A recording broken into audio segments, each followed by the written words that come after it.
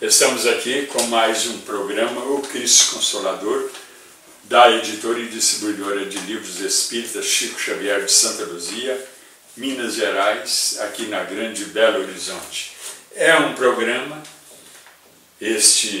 pelo menos o que eu faço, quando eu faço, ele procura mostrar o Espiritismo com enfoque bíblico, porque muitos pensam que o Espiritismo é contrário à Bíblia, e não é. Ele é a favor da Bíblia, principalmente com relação ao Novo Testamento, ao Evangelho. E aí que eu digo, muito frequentemente eu repito, que o Espiritismo, ele representa os verdadeiros evangélicos, porque nós seguimos os evangelhos e procuramos também praticá-lo. Não que eu queira fazer sectarismo, não, mas nós procuramos praticá-lo. Por exemplo, a campanha do quilo, para dar de comer a quem tem fome.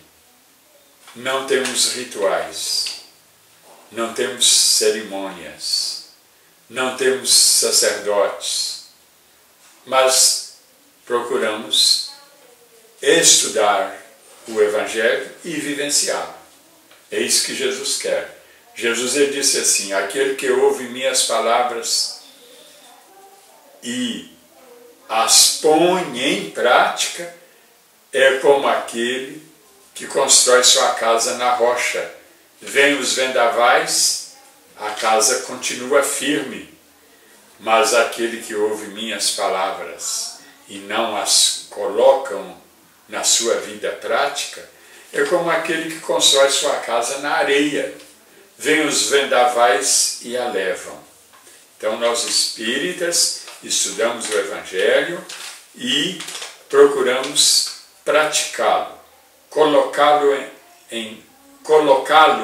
em nossa vida. Então nós não só fazemos o estudo dos Evangelhos, mas nós procuramos colocá-los em nossa vida, procuramos vivenciá-los o máximo que pudermos. É isso que significa ser cristão verdadeiro. Conhecereis meus discípulos por se amarem uns aos outros. É isso que Jesus diz que caracteriza quem é cristão. Quem ama seu semelhante como a si mesmo. Eu vos deixo um novo mandamento, que vos ameis uns aos outros como eu vos amei. Então, nós espíritas seguimos sim a Bíblia, só que nós seguimos o Novo Testamento, que é a mensagem que Jesus veio trazer para nós. O Velho Testamento nós respeitamos, mas o Velho Testamento é mais para os judeus. E nós não somos judeus, nós somos cristãos. Não que eu queira aqui difamar o judaísmo, não. Nós respeitamos todas as crenças. Agora, nós temos que seguir o cristianismo, o Novo Testamento. Ou então não somos cristãos.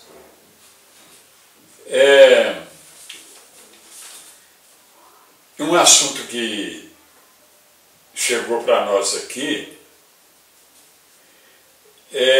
se o protestantismo é importante para divulgar o cristianismo. É muito importante. Num programa anterior, nós falamos aqui sobre o nascimento do protestantismo, a reforma que Lutero fez. Foi válida essa reforma, ela valeu muito, porque deu oportunidade à igreja de se corrigir de alguns erros que ela cometia. Inclusive nasceu o Concílio de Trento, surgiu como uma resposta ao protestantismo, e que tem até o nome, esse Concílio de Trento, de 1545 a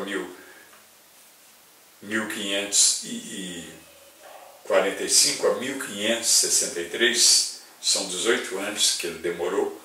Esse Concílio de Trento foi uma resposta ao protestantismo. É chamado até de contra-reforma, quer dizer, uma contra-reforma à reforma que Lutero fez. Por um lado, então, foi benéfico isso, o que o Lutero fez. Sim, lamentavelmente acabou na divisão em mais uma grande divisão do cristianismo. Mas foi bom por um lado. E o protestantismo, ele colabora sim com a divulgação do cristianismo. Ele leva a mensagem de Jesus para muitas regiões do mundo, para muitos países, onde a Igreja Católica não se encontra, onde a Igreja Católica não tem missões, não tem padres, e muitos estão lá, pastores, ajudando a divulgar o cristianismo. Agora, como eu disse também em um outro programa, nós, espíritas, e os que são protestantes, os que são evangélicos, que são católicos, nós somos seguidores da Bíblia no Novo Testamento, não no Velho Testamento. O Velho Testamento, ele tem doutrinas lá, naturais, divinas, e que são as do Decálogo, e que nós seguimos também, porque o Decálogo ele é do Velho e do Novo Testamento. Mas o Velho Testamento tem muitas doutrinas, muitas leis mosaicas, que foram feitas por Moisés, mas que são uma espécie de constituição do povo hebreu, do povo judeu daquela época, e que não valem para nós hoje. Não tem nada a ver conosco aqui. Nós somos cristãos, seguimos o Novo Testamento, os Evangelhos, seguimos Jesus, a Boa Nova. Então, eu digo isso porque muitas vezes a gente vê irmãos nossos evangélicos dando uma importância muito grande a uma parte do Velho Testamento e que nada mais é do que uma lei mosaica. Por exemplo, não comer carne suína. Por exemplo, fazer a circuncisão, que aliás os protestantes e evangélicos também geralmente não fazem. Mas algumas coisas lá, algumas leis mosaicas, eles querem praticá-las como se fossem mensagem de Jesus para nós. Isso é um erro. A mensagem de Jesus para nós está no Novo Testamento, está nos Evangelhos. Agora, que os nossos irmãos protestantes e evangélicos ajudam a divulgar o cristianismo, ajudam. Se eles têm erros, mas eles têm também verdades. E essas verdades, elas estão, vamos dizer, libertando muitas pessoas para o bem, tirando muitas pessoas do erro, do mal, em locais que às vezes os padres não podem estar presentes. Ali estão os pastores. Então eles divulgam sim o cristianismo, colaboram muito com a divulgação da doutrina cristã. E, embora tenham erros humanos, não de Deus, eles estão fazendo alguma coisa interessante, sim. Então, estão colaborando com o cristianismo. E nós espíritas também fazemos isso. Nós divulgamos o evangelho, o cristianismo. Aliás, sem querer fazer sectarismo, nós divulgamos até mais do que os católicos e os evangélicos. Porque nossos irmãos católicos e evangélicos estão muito presos, como eu disse, a algumas questões do Velho Testamento e a dogmas, que são doutrinas polêmicas. Infelizmente, o cristianismo, na sua maior parte, católicos, protestantes e evangélicos, eles estão muito presos aos dogmas, que nós respeitamos, mas nós, espíritas, não seguimos. Então, quando eles falarem contra nós, vocês, nossos irmãos protestantes e evangélicos, e os católicos não tanto. Católicos hoje não falam mal do espiritismo. Falaram muito no passado, hoje não tanto. Há exceções, mas geralmente a Igreja Católica parou de atacar o espiritismo. Agora, nossos irmãos evangélicos, como eles seguem alguns erros da Igreja Católica do passado, eles falam contra nós. Falam que o espiritismo é macumbaria, é feitiçaria e outras calúnias. E sendo que, na verdade, nós não somos nada disso. Nós não praticamos magia, nós não temos nem rituais de espécie alguma, cerimônias de espécie alguma, não temos sacerdotes. Nós estudamos o Evangelho e procuramos vivenciá-lo. É isso que nós fazemos. Agora, os nossos irmãos católicos, evangélicos e protestantes são mais presos aos dogmas, que os espíritas não aceitam.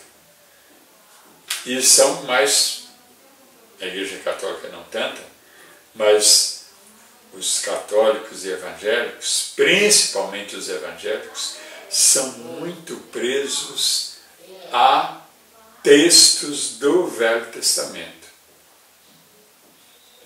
que nós espíritas respeitamos, mas não nos interessam tanto, pelo menos. Interessam-nos os textos do Novo Testamento, dos Evangelhos, das cartas escritas por Paulo, Tiago, João, etc.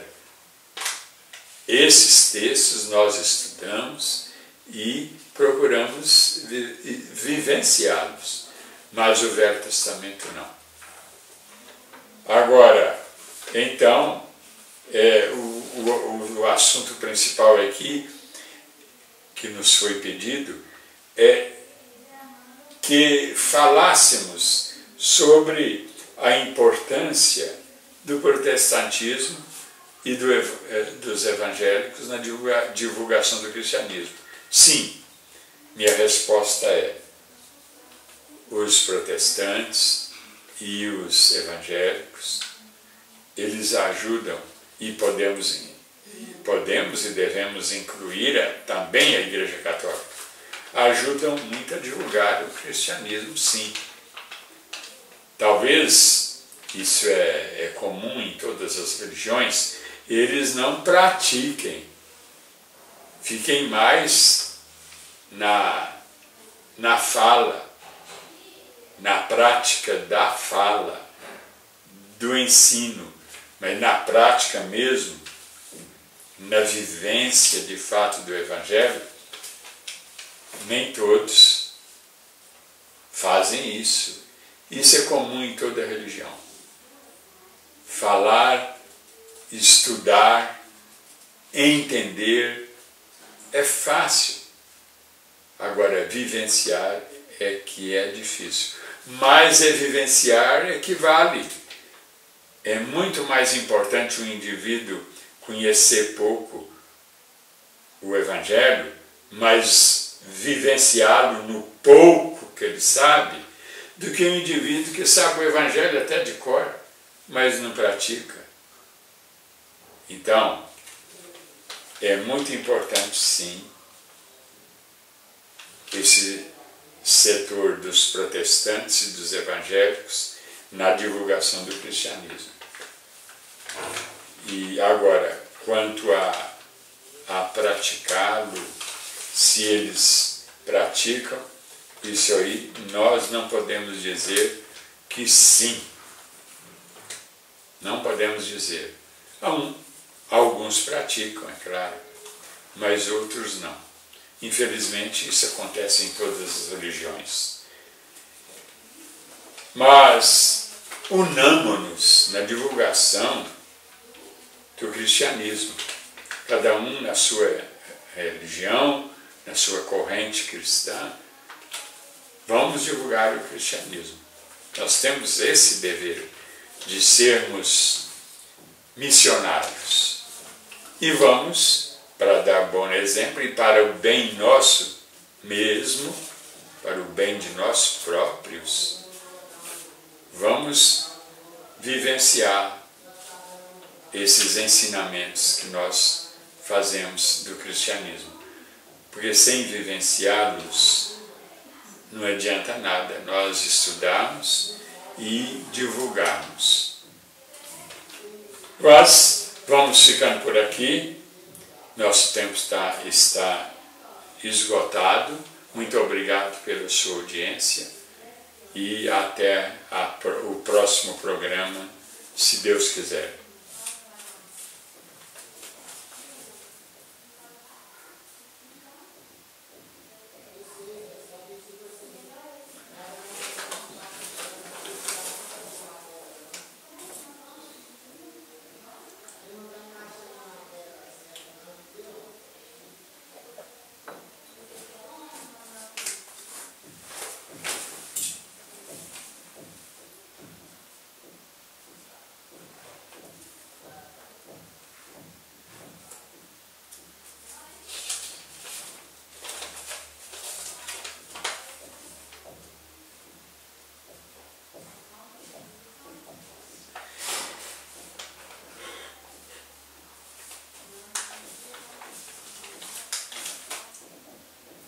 Olá, estamos aqui com mais um programa O Cristo Consolador, da editora e distribuidora de livros espíritas Chico Xavier, de Santa Luzia, Minas Gerais, aqui na Grande Belo Horizonte. Esse programa tem o nome de O Cristo Consolador e o seu objetivo é divulgar o Espiritismo. E no meu trabalho, não só na TV, rádio, mas também em meus livros, nos artigos que eu escrevo, na minha coluna no Diário Tempo de Belo Horizonte, que você, que não é de Minas, pode ler no site www.otempo.com.br, repetindo, www.otempo.com.br, e você terá uma matéria para ler, bíblica, teológica, espírita. Toda segunda-feira escrevo essa coluna no Diário O Tempo de Belo Horizonte, e faz já 12 anos. E ela é muito lida por todas as correntes religiosas, padres da lei, pastores, irmãos nossos espíritas, nem se fala. Ela é uma coqueluche dos espíritas. E no final dela há um espaço para você comentar. Esse espaço é um verdadeiro fórum de religiões e de defesa da doutrina espírita. Entre lá que você vai gostar. Vou repetir, para você que é de fora de Minas, de qualquer parte do Brasil e do mundo. www.otempo.com.br e procura todas as colunas, o item, todas as colunas. E esse programa, então, ele é bíblico, teológico e espírita. E o indivíduo aqui pergunta se o judaísmo tem alguma importância para o espiritismo. Qual a relação que há entre o Espiritismo e o judaísmo? A Bíblia, como disse o nosso saudoso pastor Neemias Marian, infelizmente já nos deixou, o pastor Neemias Marian, ele dizia que a Bíblia é um manual de psicografia do início ao fim, do princípio ao fim. E de fato é mesmo. E eu acrescento que além de um manual de psicografia, do princípio ao fim, é também um manual de psicofonia. Temos, por exemplo, o Isoldino Rezende, para quem não sabe, é um médium psicofônico. E o que é médium psicofônico? Ele, quando escreve, o médium quando escreve, quando uma entidade se manifesta através dele, do médium que escreve, esse médium é psicógrafo, psicografia.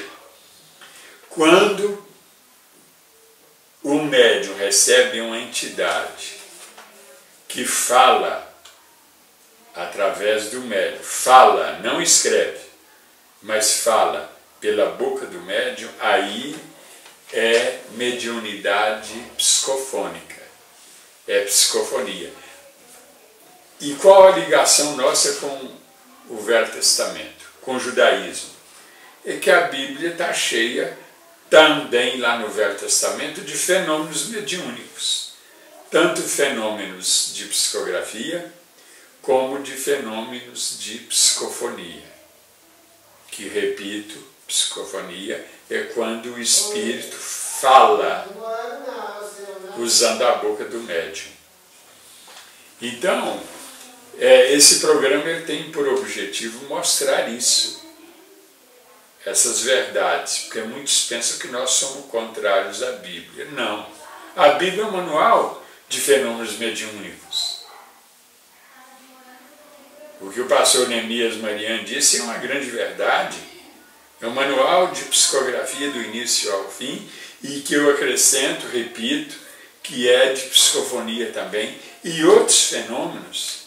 A Bíblia está cheia, tanto no Novo Testamento como no Velho Testamento. Então a nossa ligação com o judaísmo é essa. E também é com o Decálogo.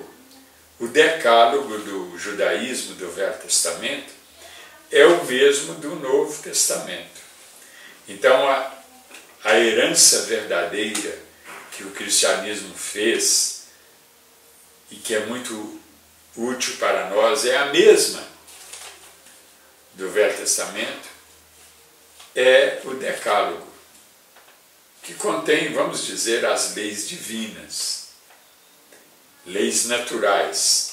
Agora, lá no Velho Testamento, tem as leis mosaicas que Moisés fez. Não confundamos essas leis mosaicas com as leis naturais ou divinas do Velho Testamento. E, inclusive, uma das leis mosaicas, que são 613, que são uma espécie de constituição do povo judeu daquele tempo, e feita por Moisés, ela, lá no capítulo 18 de Deuteronômio, existe uma lei, um preceito, um regulamento que proíbe o contato com os espíritos dos mortos. Essa é uma lei mosaica, não é lei divina. A prova de que não é lei divina, que Jesus desobedeceu a ela. Ele, na transfiguração, ele conversou com os espíritos de Moisés e Elias, que viveram muitos séculos antes de Jesus.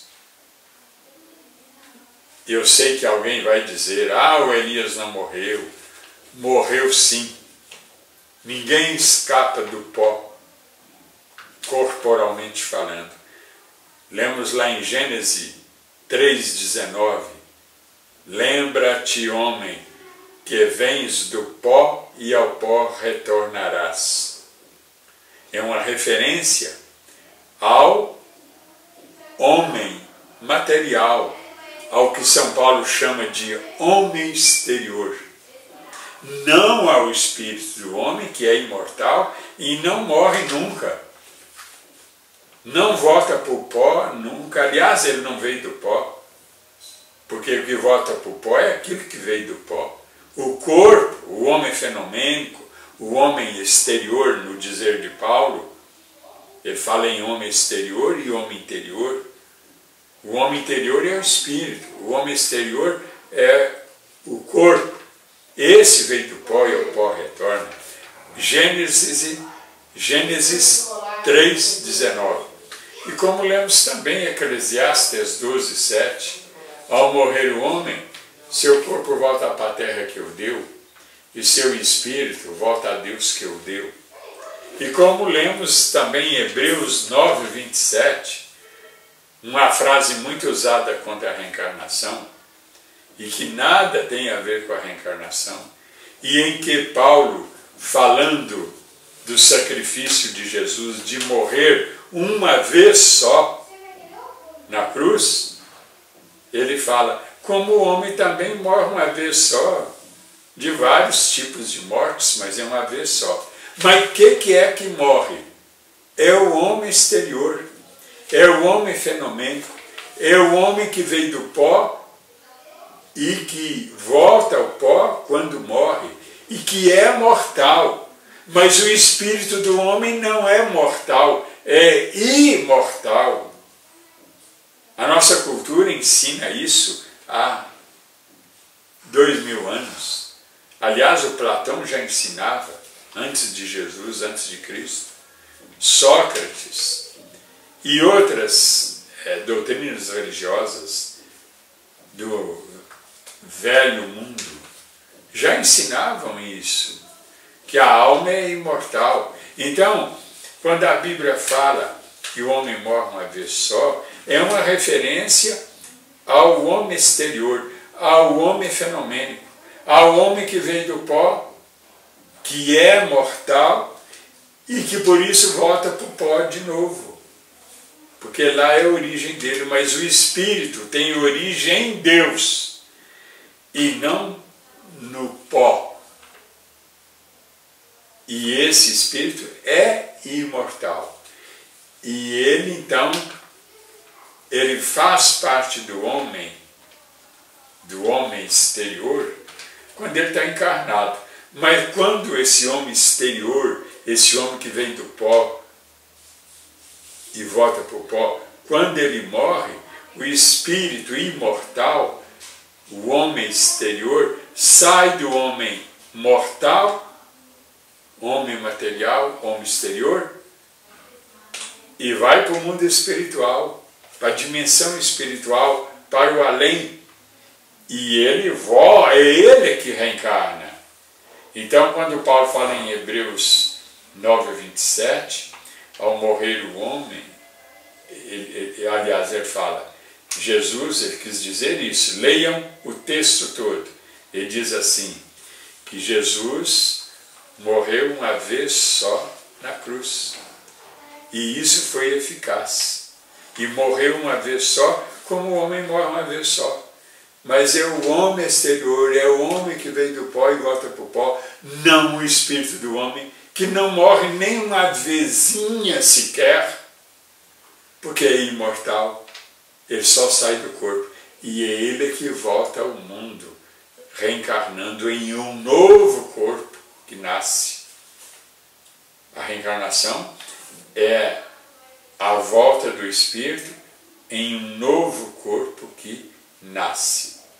Então o corpo nasce, ele vai morrer um dia, uma vez só, mas o espírito renasce nele, renasce.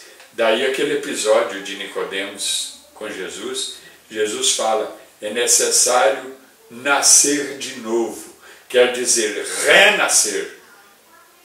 E o que renasce é o espírito. É necessário renascer para para se atingir o reino dos céus. Um nascimento só do Espírito não dá. Não dá nem para começar. Agora, para ele evoluir, crescer, encontrar a verdade libertadora um dia, ele tem que vir ao mundo muitas vezes, tem que reencarnar muitas vezes. E Jesus fala, então, nesse episódio de Nicodemos com ele, Jesus fala, há nascidos da água, que é o líquido amniótico, eles não tinham o nome de líquido amniótico, falavam, então, água. E, aliás, esse líquido, a maior parte dele é mesmo água.